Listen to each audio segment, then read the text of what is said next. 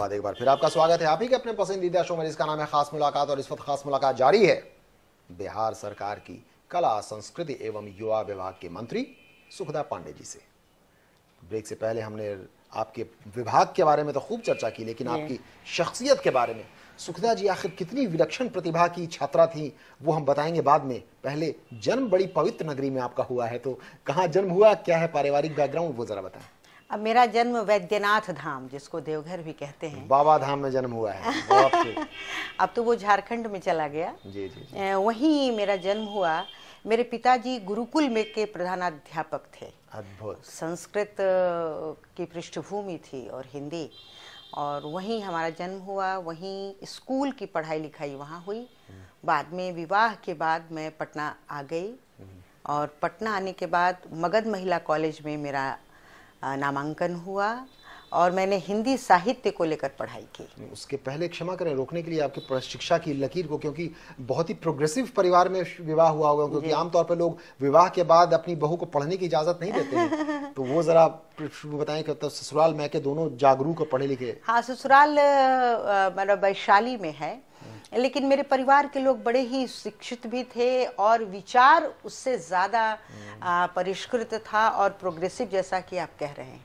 और मेरे पति पटना विश्वविद्यालय में ही बीएन कॉलेज में हिंदी के प्राध्यापक थे।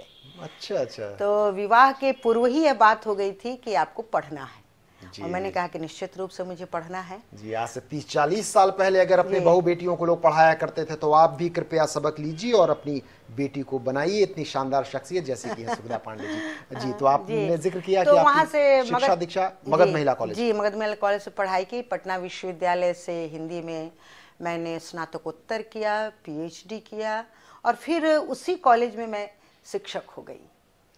ये किस साल की बात है आपकी स्नातकोत्तर पीएचडी? मैं 70 में।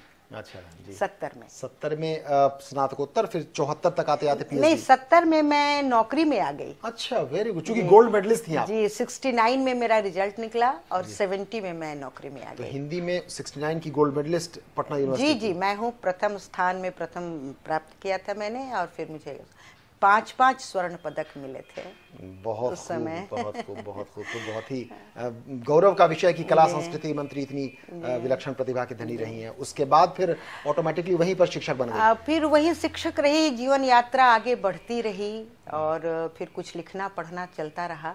हमें खबर मिली है कि ये कुछ नहीं, काफी कुछ लिखना पढ़ना हुआ है। 3 पुस्तकें प्रकाशित हो चुकी हैं, तो उनके बारे में जरा बारी बारी से बताएं। जी, मेरी एक पुस्तक प्रकाशित हुई, नागफनी के कांटे।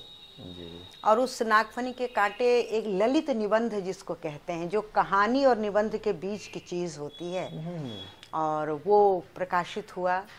उसके बाद फिर मैंने, चूंकि मैं हिंदी की शिक्षिका थी, तो हिंदी के साहित्य और इतिहास करके दूसरी पुस्तक आई सामने। वो हिंदी साहित्य से जुड़ी हुई पुस्तक थी। फिर एक और पुस्तक आई, शोध शिल्पन तथा काव्यानुशीलन। ये हिंदी कविता पर आधारित एक आलोचनात्मक पुस्तक थी, वो आई। और छिटपुट तो लिखती पढ़ती रही, कहानियां प्रकाशित होती रही, निबंध प्रकाशित होते रहे। एक साहित्य और इतिहास नाम की भी पुस्तक शायद आपकी है। जी, मैंने कहा आपको ना, साहित्य और इतिहास। आकाशवाणी में जाती रही। उस समय आकाशवाणी ही था, उसके दूरदर्शन तो उस समय तक नहीं सक्रिय हो सका था। 70 के दशक में तो आकाशवाणी का ही बोलबाला था। जी, उसी का बोलबाला था। आकाशवाणी जाया करती थी। बाद में दूरदर्शन आया तो वहाँ भी जाने लगी, और साहित्यिक संस्थाओं से, संस्कृति से जुड़ी संस्थाओं से, नाट्य संस्थाओं से। देखिए, साहित्य से में आपकी रुचि थी, हिंदी की आप गोल्ड मेडलिस्ट रही हैं, तो स्वाभाविक एक स्वतः लकीर खींच जाती है कि आगे साहित्य में आपका योगदान होगा। महत्वपूर्ण योगदान आपने किया, लिखते रही हैं, आकाशवाणी से जुड़ी, अच्छी वक्ता रही हैं। इसलिए रंगमंच से कैसे जुड़ी, इसी से वो कुछ खास वाकया? मैं रंगमंच के प्रति थोड़ा आकर्षण था, और हम लोगों ने यहाँ एक संस्था खुद बनाई। मैं उसकी सचिव थी। माध्यम उस संस्था का नाम था। कब की बात है? ये 70s की ही बात है। 70s की ही बात है। मुझे लगता है कि 75, 76 और 80 के बीच में। और उसमें हम लोग मंचन नाटकों का किया करते थे। यहाँ जो कालिदास रंगालय है, रविंद्र भवन है, उसमें। बाद में एक यहाँ के आप जानते होंगे निर्देशक थे गिरीश रंजन जी। जी। और वो गिरीश रंजन जी वैसे तो बम्बई में काम करते थे फिल्मों में, लेकिन फिर बिहार आए और उन्होंने एक बड़ी मार्मिक बात कही। उन्होंने कहा कि बिहार में इतनी प्रतिभा है, बिहार के लोग फिल्म इंडस्ट्री में जाकर इतना नाम कमा रहे हैं, नाटक के क्षेत्र में भी दिल्ली में जाकर लोग नाम कमा रहे हैं सब जगह, लेकिन यहाँ एक ऐसा वातावरण तैयार किया जाए कि यहाँ की प्रतिभा को भी अवसर यहाँ मिले, बिहार में पटना में मिले। तब उन्होंने कहा कि इसके लिए हम सबों को आगे आना होगा, और मुझसे उन्होंने कहा कि आप इसमें आगे आइए, आप पढ़े लिखे महिला हैं, आपके आने से एक लोगों की धारणा बदलेगी कि यहाँ पढ़े लिखे लोग, शिक्षित लोग भी आ रहे हैं। इसी क्रम में मैंने काम किया, मैं गई। कोई खास एक आध नाम गिनाना चाहेंगी जो कुछ रंगमंच की प्रस्तुतियां कुछ हों? हाँ, उस समय 99 का फेर एक हुआ था, तुरंत मुझे याद आ रहा है। आम्रपाली हम लोगों ने करवाया था, वो मुझे याद आ रहा है। कई इस प्रकार से कला संगम एक संस्था हुई थी, उसके माध्यम से भी हम लोगों ने कराया। कई उसमें ये बड़े घर की बेटी एक कराया हम लोगों ने। इस प्रकार कई नाटक कराए, बहुत सारे नाटक थे। लेकिन केवल रंगमंच तक ही नहीं रुकी हैं सुखदा जी। आपको बताना चाहेंगे कि खास करके आज की युवा पीढ़ी को शायद नहीं होगा, आपके माता पिता को जरूर याद होगी एक फिल्म कल हमारा है, और उसमें बतौर अदाकारा भी आपके माता पिता ने जी ने जरूर देखा होगा सुखदा पांडे जी को। तो जरा वो बताइए वाकया कैसा ये अवसर मिला आपको कि आप फिल्म की एक एक्ट्रेस बनी? देखिए, फिल्मों में मैं जाना चाहती नहीं थी, लेकिन वही बात जो मैंने आपको पहले कही कि जो नाट्य विधा है, वह विधा आगे बढ़े, और फिल्म जैसे उसका माना जाता है कि वो एक उत्कर्ष है, उसमें आना लोकप्रियता की दृष्टि से, उत्कर्ष तो मैं नहीं मानती नाट्य विधा की दृष्टि से, लेकिन लोकप्रियता के लिए। उसी क्रम में गिरीश रंजन और अमरेंद्र सिन्हा एक यहाँ हुआ करते थे, फिल्में बनाते थे।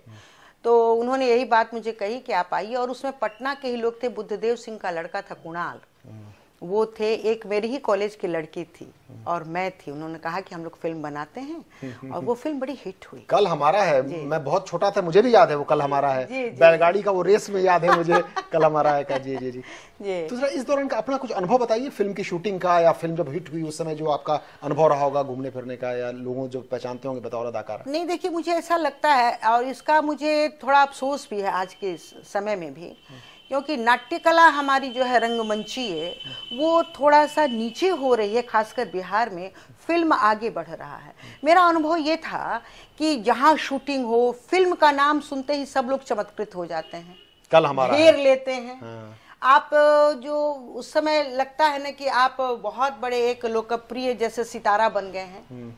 आप नाटक में काम करते हैं, बहुत अच्छा करते हैं, लेकिन आप सितारा तुरंत नहीं बन पाते हैं। लेकिन फिल्मों में बनते हैं, बहुत लोगों का आकर्षण था, भीड़ होती थी।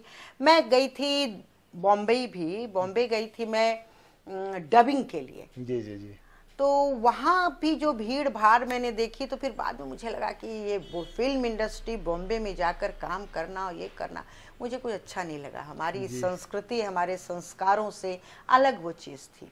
Film is not my cup of T. Not at all. Film में बिल्कुल रुचि नहीं थी सुखदा पांडे जी को, लेकिन एक अकेला जो अनुभव था वो यादगार हो गया, और लोगों के भी जहन में जरूर ताजा वो बात होगी। लेकिन फिलहाल तो वक्त हो चला है एक छोटे से ब्रेक का, लेकिन ब्रेक के बाद जब लौटेंगे तो आपको बताएंगे किस तरीके से रंगमंच, फिल्म, आकाशवाणी, साहित्य में रुचि रखने वाली सुखदा पांडे जी सामाजिक राजनीतिक संघर्ष में भी रुचि रखती हैं। कैसे जनसंघ से लेकर बीजेपी तक की यात्रा इन्होंने तय की, और बड़े बड़े नेताओं का भी स्नेह रहा।